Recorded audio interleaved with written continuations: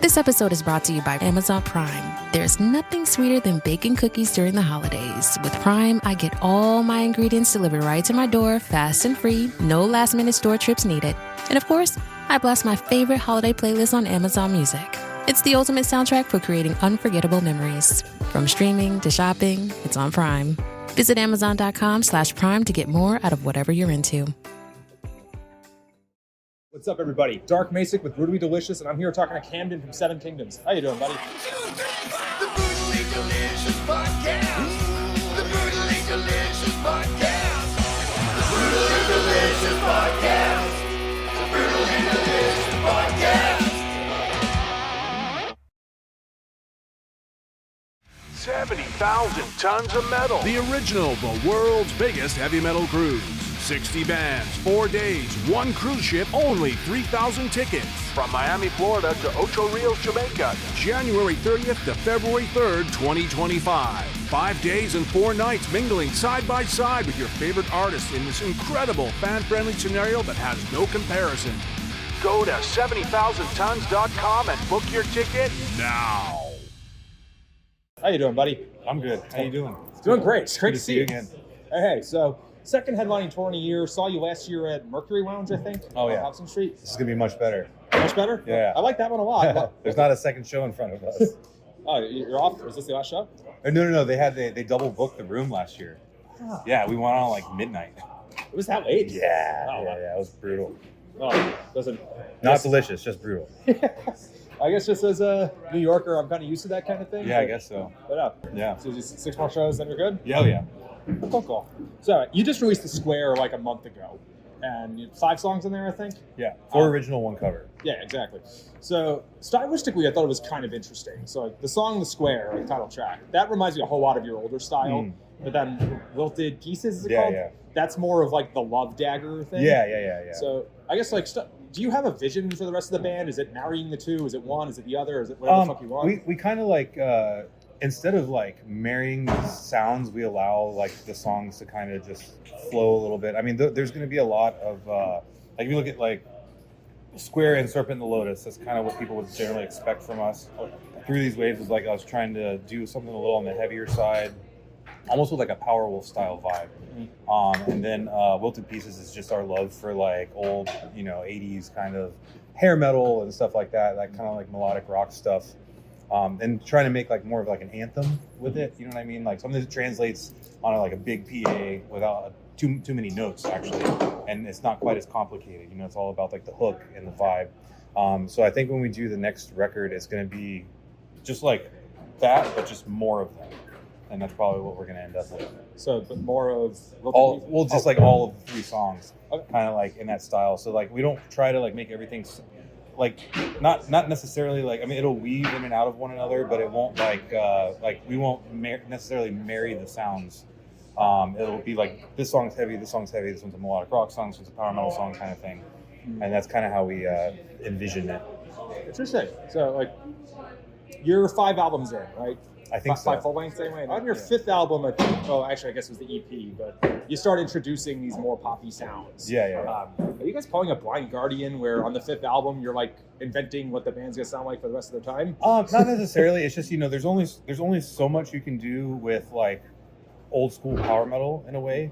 So I mean, I guess the band is in a way kind of growing into a sound that still sounds like us, but it's it might not really depart, but like the band still sounds like it. But I mean, we're still we still write power metal. There'll be a lot of like the fast bangers on the new one, I'm sure. But essentially, it's just we're discovering ourselves constantly. So it's just and especially as we get older, things you don't want to release the same album over and over again. So if they want power metal, you can always go back and listen to some old stuff. Those things still exist. Sure. You mentioned a love for like 80s hair metal stuff, and this new album. You mentioned Serpent and the Lotus. It's called. Yeah. No, that was the heavy one. Wilted Pieces. Sorry. You included that Mr. cover, Kyrie or Kiri. Kiri, yeah. So that comes after you've already done Boys of Summer. I know you try to hide that one on Spotify, but it's still there. Oh, yes. No, I'm leaving it up there. Don Henley came in and took it down. his team of YouTubers in the basement came and took it down off of YouTube. So they are apparently known blockers. Oh, yeah. Not just that, but Eagles too. Yeah. And then you also did I Hate Myself for Loving You. Yeah. Is this going to be a trend going forward? Well, all of those were fan-picked based off our Kickstarters. So we were the big, crowdfunding band for our release. And one of the perks is to help pick the cover. So essentially, like, they submit a list of like 10 songs, and then we pick from that list. And those were all on the lists. Interesting. I actually totally missed that. I'm sorry. So, do we see more headlining Seven Kingdoms in the future? Or? No, actually, this is like our first like test, and we're finishing the West Coast because we didn't do those last year. So we're gonna go back. We have a bunch of support next year, and then we're gonna release the record probably towards the end of the year, and then we're supporting that entire cycle. Just because that's how you grow. It's to play in front of other people's audiences. So the next time we try to do this, it'll probably be I'm thinking 2 or 3 years. I mean, because when we come back, like, we're gonna swing, as hard as we can. We'll have a slightly bigger crew, different traveling arrangements, finally a driver. So, I mean, essentially, like, I want to make sure that when we come back, like, we can put several hundred people in the seats, and it's going to take a couple years of just work supporting and playing in those bigger tours to do it. So, yeah. The last time we talked, that was Philadelphia last year. I mentioned that, like, you guys had a shit ton of really high-profile support gigs. Yeah. I think the Powerwolf gig in New York was Powerwolf's first ever U.S. show. Yeah. And then, you got Rhapsody like 5 months later, whatever the hell it was. Can you tell us who you're supporting next cycle? Do you know? I can't yet. There's a couple, but I know that we're going with the Unleash the Archers one's already announced for Europe. We're supposed to do more Europe stuff in the summer, more Europe stuff in the fall. And then we've been tossed into the bucket for a couple of pretty large power metal bands that are going to come like probably 26 or end of 25. So I think it's going to be 26. But yeah, it should be sick. It's funny because I actually had Unleash the Archers written here as an example. Oh, yeah. So broad question on like the state of metal. And I'm definitely glad to see you guys touring again. And, I want you to get all the high profile gigs you can get. I think I brought this up last time. The only like metal band from the last 10 years or so to really get it big was Ghost. Yeah. But if you want to go like not bottom, just a slightly lower tier. Yeah. You got like your Sabaton. Higher, upper, lower tier. Like your Sabatons, your Powerwolves, your Arch Enemies. Yeah. The question I had written here, just as an example, off this tour. Do you think we'll ever see someone like Unleash the Archers play an arena show? I mean, they did with Powerwolf in Canada. The Powerwolf show was in a small arena.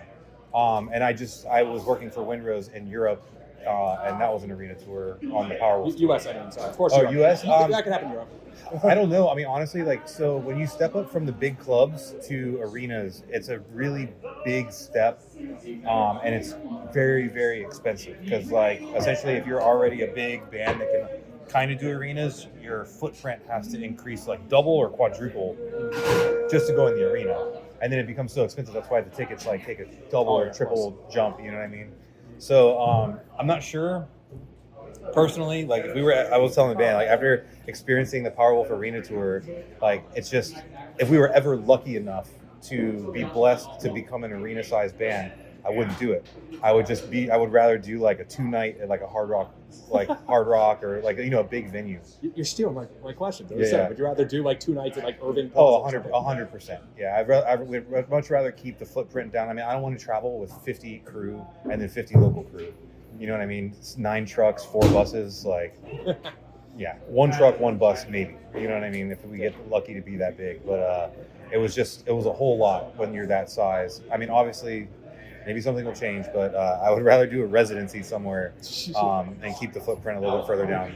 I mean, honestly, it's like the amount of money a band makes kind of just like stops, and then the expenses just keep going.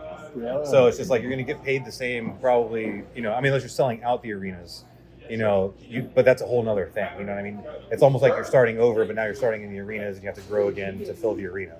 You know what I mean? Because the arenas are scalable for like half cap or 75%. Or so it's just it's a whole nother mess. We're just super focused on the club scene right now. I mean, this is the sound of your ride home with Dad after he caught you vaping.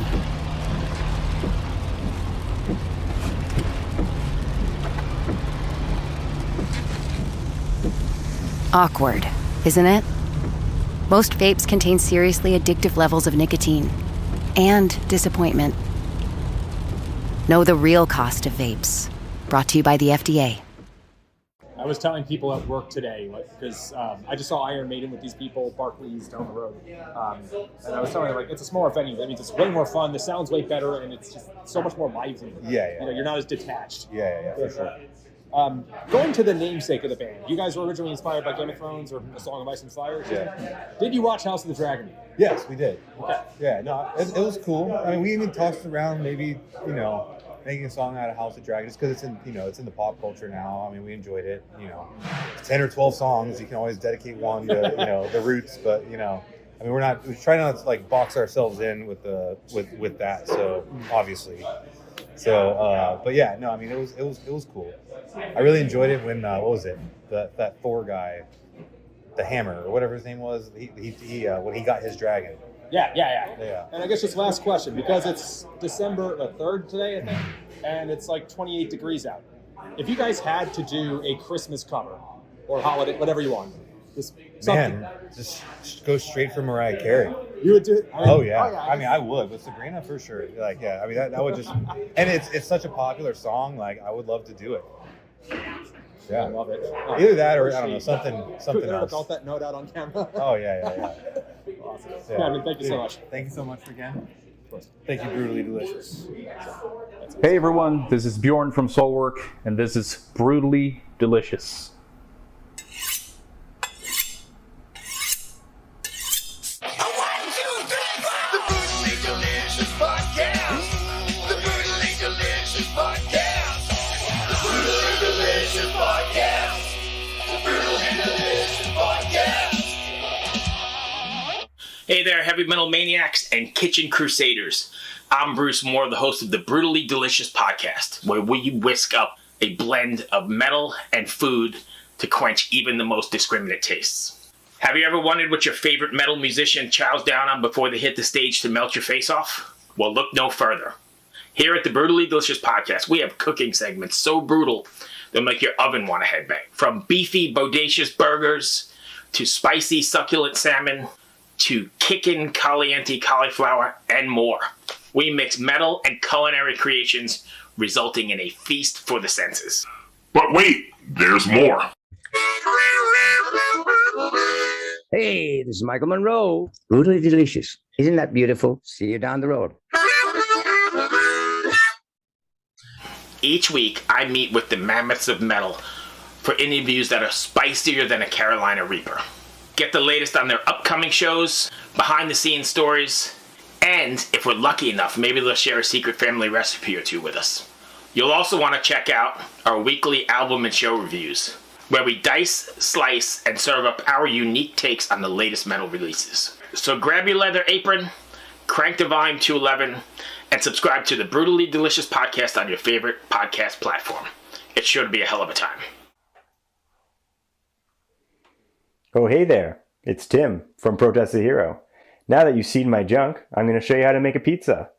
And you're watching Brutally Delicious.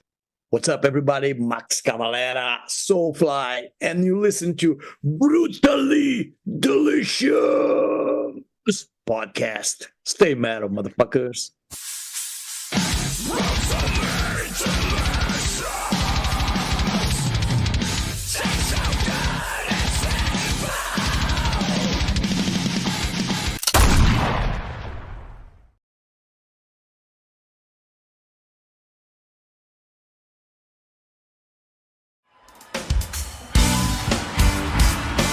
Hello, everybody. I'm Bruce. And I'm Nolan, and this is the Corner of Gray Street Podcast. As longtime Dave Matthews Band fans, we set out to create a podcast to dive deep into the past, present, and future of DMB. Not only do we recap and review shows within an ongoing tour, but we revisit past shows from throughout the band's history, conduct interviews with a wide variety of guests with ties to DMB, and create unique and exclusive content like our Concerts on the Corner series. Whether you're a fan of the band or just a fan of great music, we think you'll find something you'll enjoy. We can't wait to see you on The Corner of Gray Street.